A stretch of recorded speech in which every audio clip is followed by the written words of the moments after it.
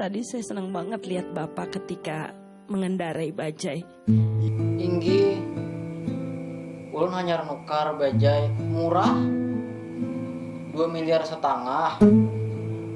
Ulun ganti kina pucol kina putlong.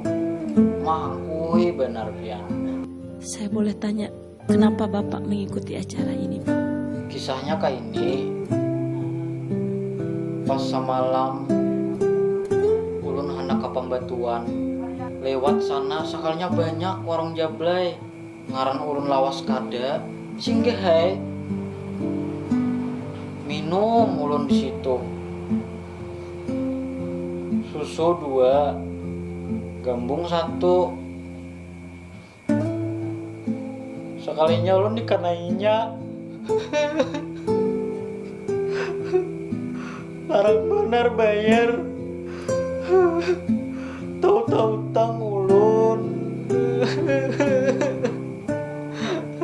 Boleh saya tahu berapa jumlah utang Bapak? Banyak kai utang ulun.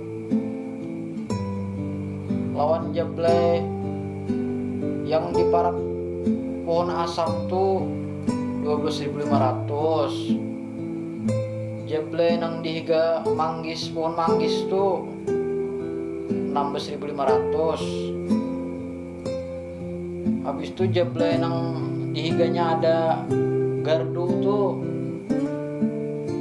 2.500. Banyak lagi ulun kada ingatan lagi.